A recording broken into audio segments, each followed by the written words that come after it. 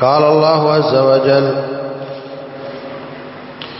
والذين لا يدعون مع الله إلها آخر ولا يقتلون النفس التي حرم الله إلا بالحق ولا يزنون ومن يفعل ذلك يلقى أثاما يضاعف له العذاب يوم القيامة ويخلد فيه مهانا إلا من تاب وآمن وعمل عملا صالحا فأولئك يبدل الله سيئاتهم حسنات وكان الله غفورا رحيما.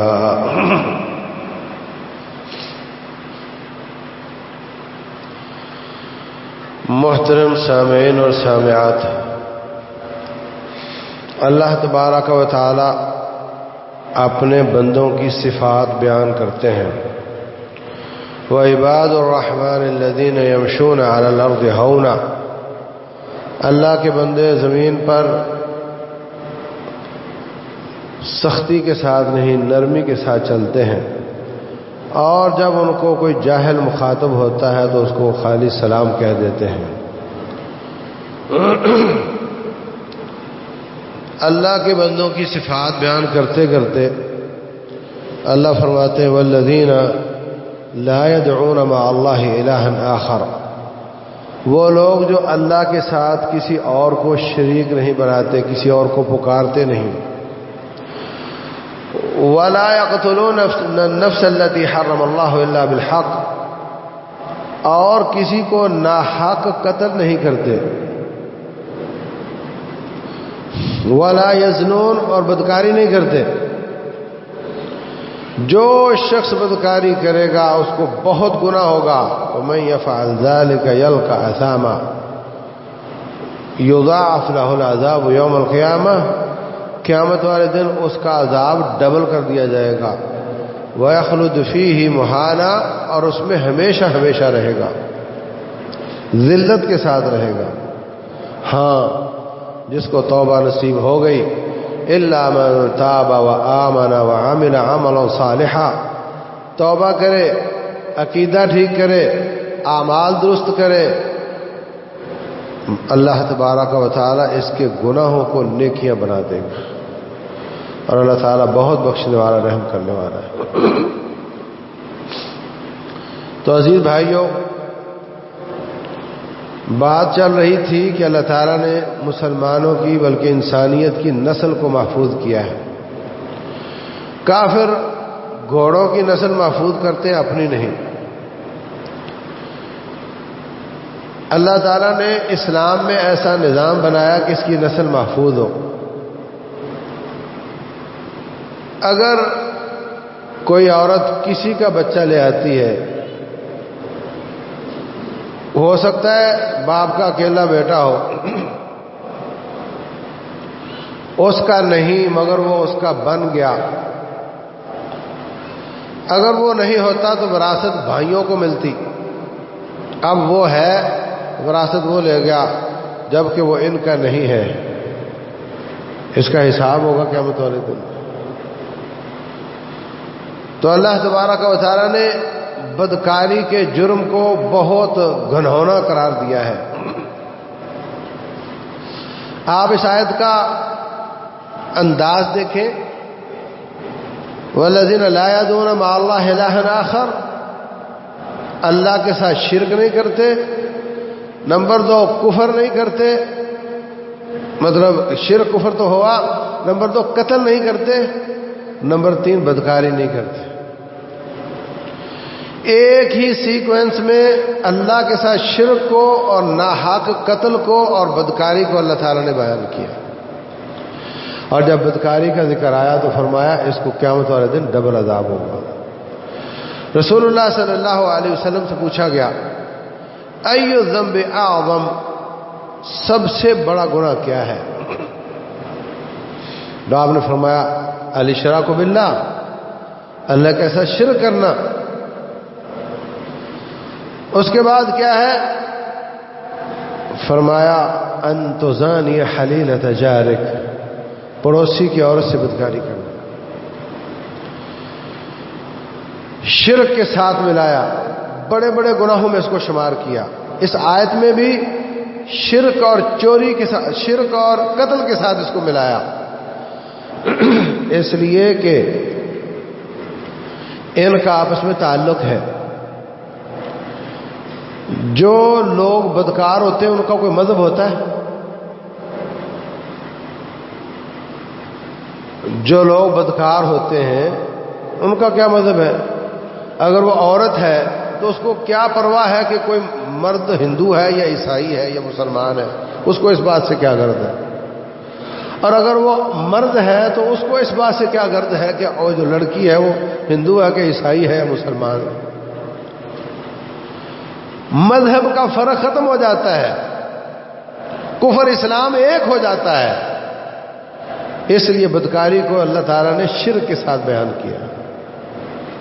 اور پھر رسول اللہ صلی اللہ علیہ وسلم فرماتے ہیں لا یزنی الزانی حین یزنی وہو مومن، جب کوئی شخص بدکاری کر رہا ہوتا ہے اس وقت وہ بے ایمان ہوتا ہے، اس وقت اس میں ذرہ برابر ایمان نہیں ہوتا۔ اور بعض روایات میں آتا ہے کہ ایمان چھتری بن کر اوپر چلا جاتا ہے، اس میں نہیں ہوتا، جب وہ بعد آتا ہے تب ایمان واپس آتا ہے۔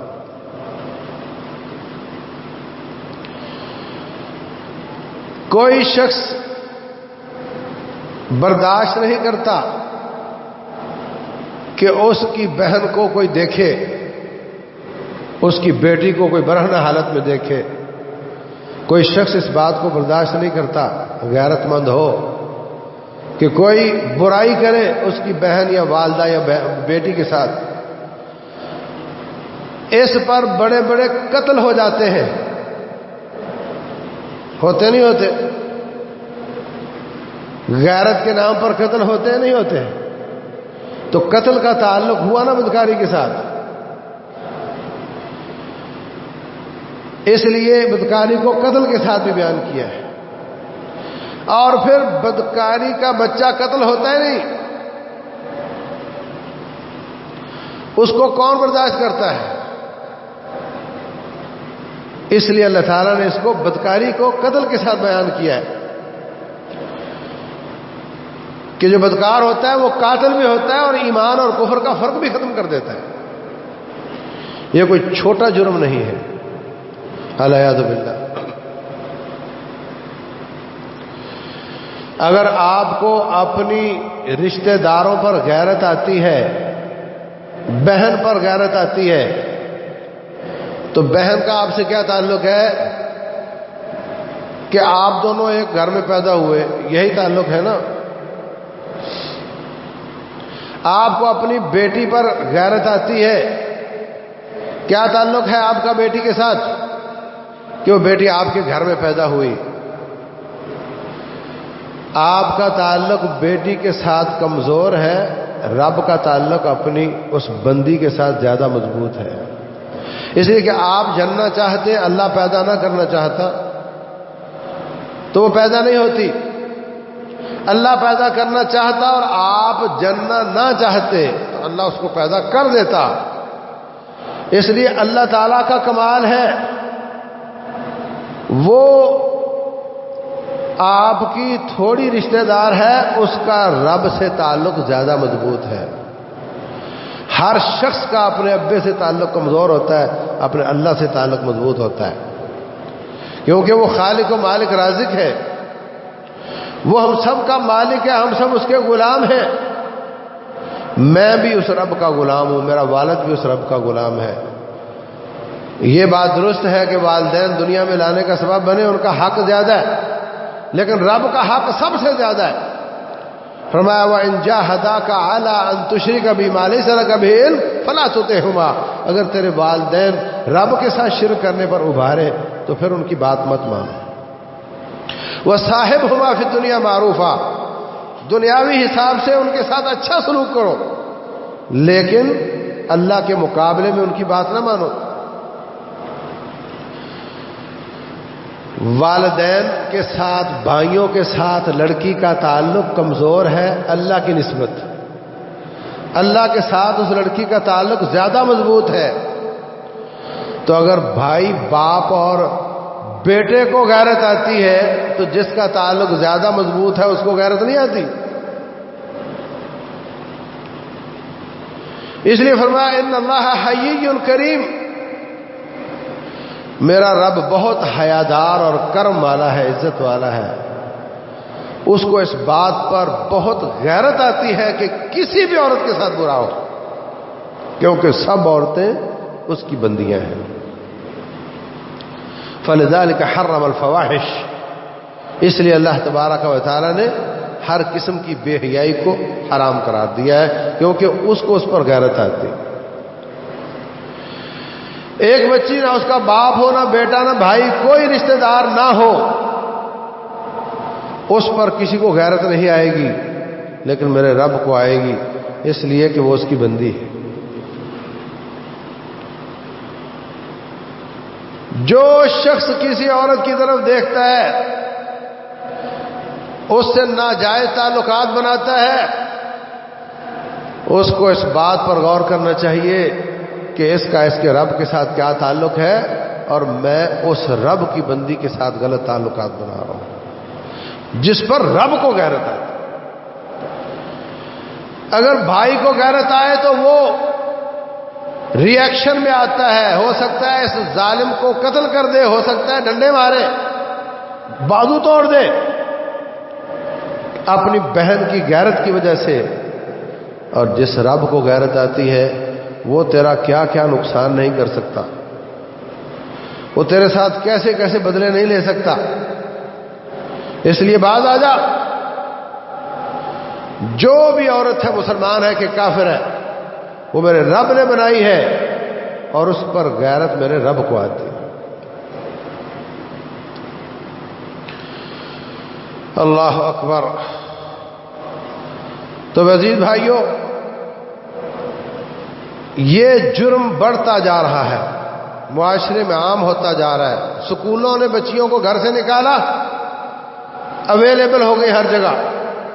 اب بچی گھر سے نکلتی ہے، جا رہی ہے، کسی کو کوئی اعتراض نہیں، کیوں؟ ٹیوشن جا رہی ہوگی، کلیگ کے پاس جا رہی ہوگی، کسی کو کوئی حق نہیں کہ اس کو پوچھے تو کہاں جا رہی ہے. کالج میں کیا ہوتا ہے، یونیورسٹی میں کیا ہوتا ہے، اللہ المستعان. اور بند گھروں کے اندر اس میڈیا نے تعلقات بنا دیے ہیں، بند گھروں کے اندر تعلقات بن گئے، 7 سمندر پار تعلقات بن جاتے ہیں. بہت شدید فتنوں کا زمانہ ہے. رسول اللہ صلی اللہ علیہ وسلم فرماتے میری امت کے بڑے 2 فتنے ہیں، ایک عورت کا اور ایک مال کا. عورت کا فتنہ، کتنے لوگ بے ایمان ہو گئے عورت کے فتنے پر. رابطہ ہوا، برطانیہ لے گئی، وہاں جا کر بس بات ختم، نمک کی کان میں نمک ہو گیا. وہاں جا کر شادی کر لی، بچوں کو اس نے اپنے مذہب پر سیٹ کر لیا، اور یہ اکیلا ہے، کیا کر سکتا ہے.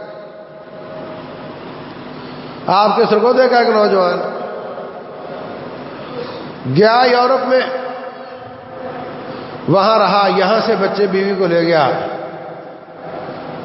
ایک وقت آیا، انہوں نے داڑھی والوں پر سختیاں کی، اس کو نکال دیا، بیچارہ آ گیا، بچوں نے آنے سے انکار کر دیا. اب وہ نہیں تو ان کی نسلیں عیسائی ہو جائیں گی. بے حیائی تو وہاں بے حیائی ہے ہی نہیں، جبکہ میرے رب نے اس کو حرام کیا ہے. قل انما حرم ربی الفواحش ما ظہر منها وما بطن.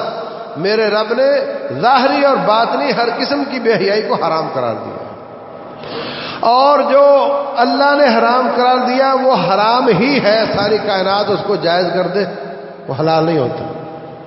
یورپ نے کام پکڑا ہوا ہے، جو کام عام ہو جائے اس کو اسمبلی سے جائز کروا لیتے. عیسائیت میں شراب حرام تھی، عام ہوئی تو انہوں نے جائز کر لی. بدکاری حرام تھی، عام ہوئی تو انہوں نے کہا مرضی سے ہو تو جائز ہے. اب اللہ محفوظ رکھے، ہم جنس پرستی کو بھی وہ اپنی اسمبلیوں سے ایک ایک کر کے جائز کروا رہے ہیں۔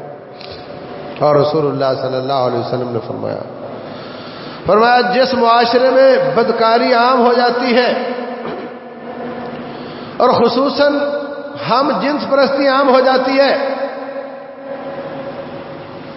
ان پر اللہ تعالیٰ ایسی بیماریاں مسلط کرتا ہے جو ان کے نہ باپ نے سنی ہے نہ ان کے دادے نے سنی ہے۔ اور آپ دیکھ لو کیا ہو رہا ہے۔ اللہ تبارک و تعالیٰ اس کائنات کو بنانے والا ہے، اس کا تعلق اپنی منقوہہ کے ساتھ ہوگا، محفوظ ہوگا۔ انسان کے اندر ایک دماغ کا حصہ ہے جس کو سب کانشیس بولتے ہیں، اس کا کام ہے ہر نئے آنے والے حادثات پر غور کر کے اپنے آپ کو ایڈجسٹ کرنا۔ کوئی شخص کوہنی کے ساتھ چلتا ہے تو اس کی کوہنی سخت کر دیتا ہے، کیونکہ اب اس نے اس کے ساتھ چلنا ہے۔ ہونا تو یہ چاہیے کہ کوہنی کے ساتھ چلتا ہے تو کوہنی زخمی ہو جائے، ہڈی ننگی ہو جائے، لیکن اس کے چمڑے کو وہ سخت کر دیتا ہے۔ دماغ کا ایک حصہ جب شادی ہوتی ہے، ظاہر سی بات ہے دونوں کے اپنے اپنے جراثیم ہیں، اپنے اپنے جراثیم ہیں،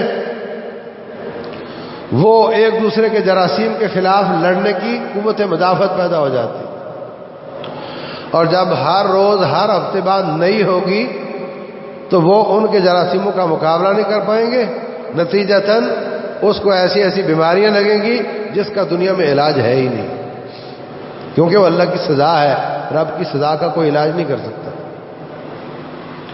اور اللہ معاف کرے جو ہم جنس پرست ہیں، غیر فطری ہیں، ان کے لیے تو ایسے ایسے جراثیم، ایسی ایسی مصیبتیں، ایسی ایسی بیماریاں،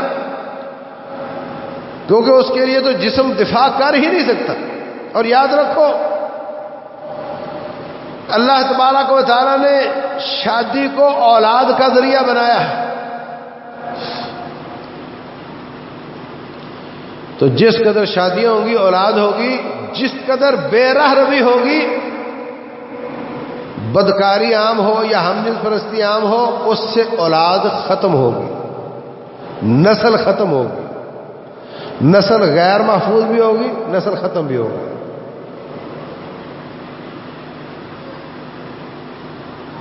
کیوں؟ اس لیے کہ شادی شدہ جوڑے کا بچہ باعث فخر ہوتا ہے، خوشی ہوتی ہے۔ ننہال والے بھی خوشی مناتے ہیں، ددھال والے بھی خوشی مناتے ہیں، دوست لوگ بھی مٹھائیاں بانٹتے ہیں، وہ بدکار کے بچے پر کوئی خوشی مناتا ہے؟ عام طور پہ اس کو قتل کر دیا جاتا ہے۔ جو عورتیں اپنی شرمگاہ کی کمائی کھاتی ہیں وہ بچے کیوں جنیں گی؟ آپ پورے یورپ میں دیکھ لو، جس کو پتا ہے کہ میں نے اپنی روٹی کا خود انتظام کرنا ہے، وہ بچے کیوں جنے گی؟ وہاں بچے قتل ہوں گے۔ ہمارا ایک دوست کراچی کا کہتا میں رشیا گیا، روس میں گیا، ہوٹل پہ روٹی کھا رہا تھا، ایک عورت نے روٹی مانگ لی، میں نے اس کو ایک روٹی اور سارا سالن دے دیا، اس نے زمین پر بیٹھ کر کھا لیا۔ اب بیٹھی ہوئی جا نہیں رہی، میں نے سوچا شاید اس کو مزید بھوک ہے، میں نے ایک اور روٹی دی، کہتی نہیں روٹی میں نے نہیں لینی۔ تو جب میں کھانے سے فارغ ہوا جانے لگا، اس نے انتظار کیا، جانے لگا تو مجھے پوچھتی ہے میں بھی چلی جاؤں؟ ایک ایک لقمے کی قیمت دینی پڑتی ہے ان کو، وہ بچے کھا کے جلیں گی۔ اس لیے بدکار عورت یا بدکار معاشرے میں اولاد نہیں ہوتی، اور اس بات کا اعتراف اس وقت روس بھی کر رہا ہے، فرانس بھی کر رہا ہے، برطانیہ بھی کر رہا ہے، امریکہ بھی کر رہا ہے، ان کے ہاں اولاد نہیں ہو رہی۔ ان کے ہاں عورتیں اس بات پر راضی نہیں، کیونکہ ان کو روٹی کما کر کھانی پڑتی۔ میرا ایک دوست تھا، جوہر اس کا نام تھا، بنگلہ دیشی تھا مگر نیو یارک میں رہتا تھا، یونیورسٹی میں پڑھتا تھا، معمولی وظیفے پر 4 شادیاں کی اس نے.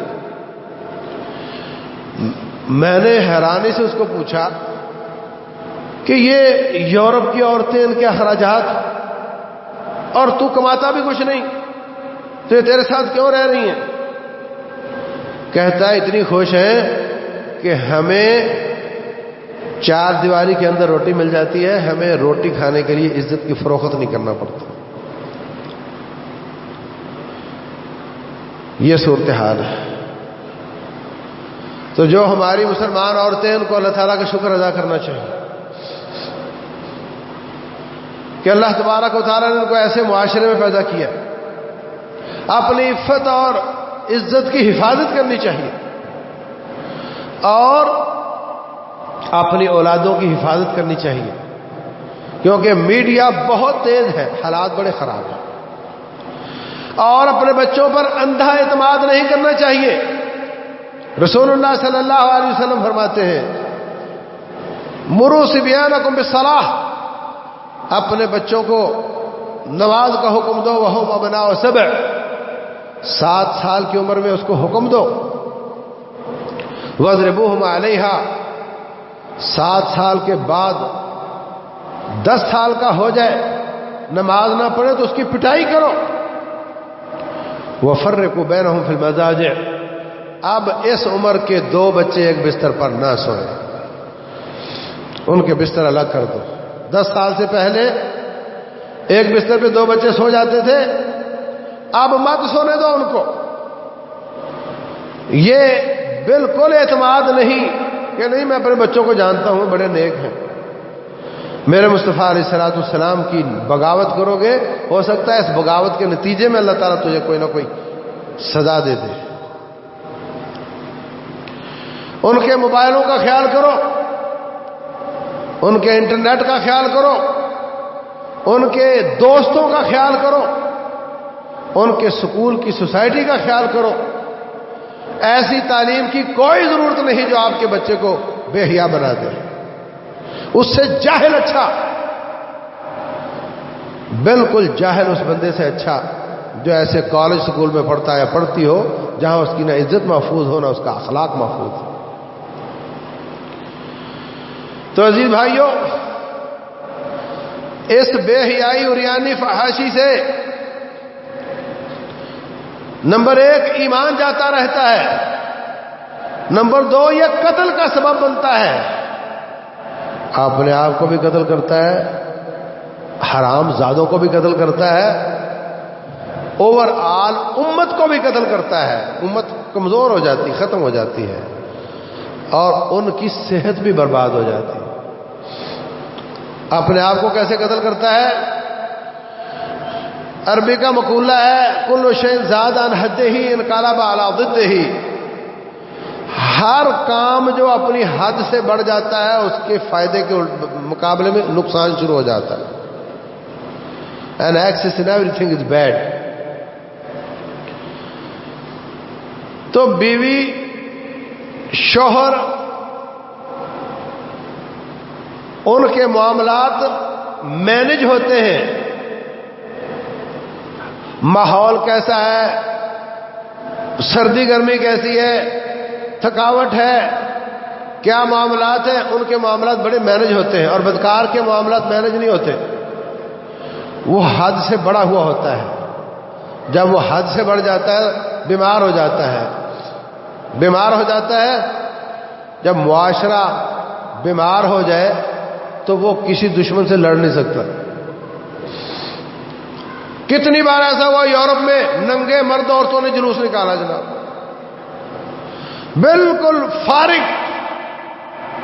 ایسے لوگ کسی کی آنکھوں میں آنکھیں ڈال کر دیکھ نہیں سکتے، مقابلہ انہوں نے کیا کرنا ہے؟ مرد مردانگی سے ہوتا ہے. فوجیں فوجوں سے تب لڑتی ہیں، یہ لوگ ٹیکنالوجی کے ساتھ لڑنا چاہتے ہیں اور جب سامنے آتے ہیں تو یہ عورتوں سے بھی زیادہ بزدل ہوتے ہیں. دیکھ لو افغانستان میں کیا ہوا، 61 ملکوں کی بہترین فوجیں بہترین اسلحہ لے کر آئے تھے اور مردوں کے سامنے ہجڑے بھاگ گئے سارے.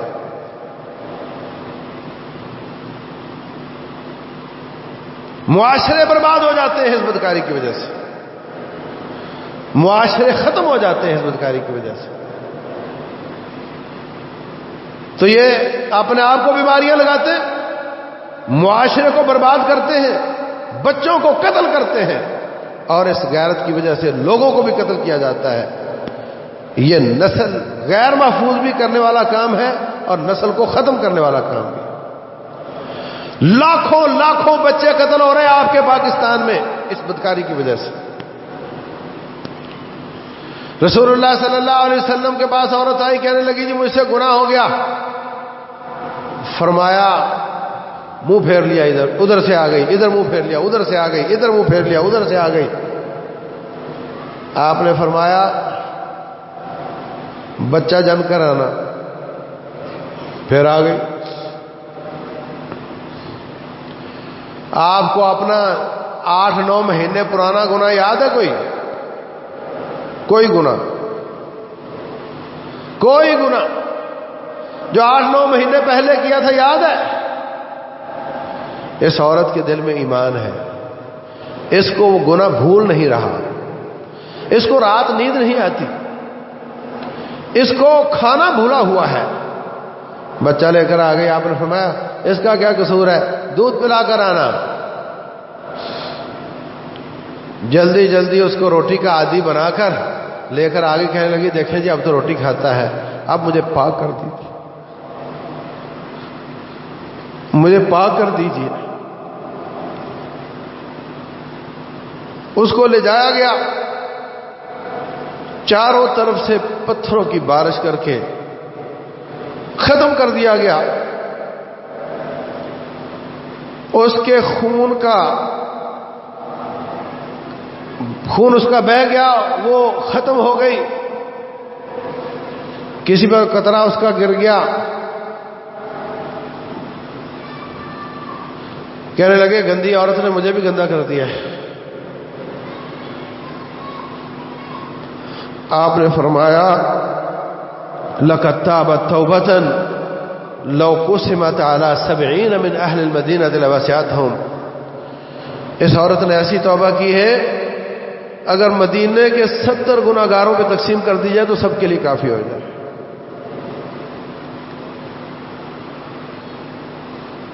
اس بچے کے بھی حقوق کا خیال رکھا، اس بچے کے بھی حقوق کا خیال رکھا. اور ہمارے ہاں کیا ہو رہا ہے کہ اب اگر یہ بچہ بڑا ہو گیا اور پیدا ہو گیا تو پھر تو معاشرے میں ناک کٹ جائے گا، ناک پہلے کون سی باقی ہے، لہذا اس کو قتل کرو. لاکھوں بچے قتل ہو رہے ہیں. تو عزیز بھائیوں، یہ گناؤنا عمل بیماریاں پھیلا رہا ہے. ہسپتال علاج کرتے ہیں اور ساتھ بیمار کرتے ہیں. اختلاط ہوتا ہے، دن رات کا اختلاط ہوتا ہے، علیحدگیاں ہوتی ہیں. الا ماشاء اللہ معاشرے کو بیمار کرتے ہیں، معاشرے کو قتل کرتے ہیں. اور اس گناؤنے فعل کی وجہ سے رب ذوالجلال کو غیرت آتی ہے اور وہ معاشروں کو سزائیں دیتا ہے. اس قدر سخت سزا اس پر رکھی ہے، سادہ تلوار سے بھی قتل کر سکتا تھا، کہا نہیں پتھر مار مار کے اس کو عبرت کا نشان بنا دو. اس لیے نہیں کہ میرا حق ہے، یہ رب ذوالجلال کا حق ہے. اس کو اس بات پر غیرت ہے کہ میری بنائی ہوئی بندی کے ساتھ ایسا کیوں ہوا ہے. اس کا مدعی رب ذوالجلال والاکرام ہے.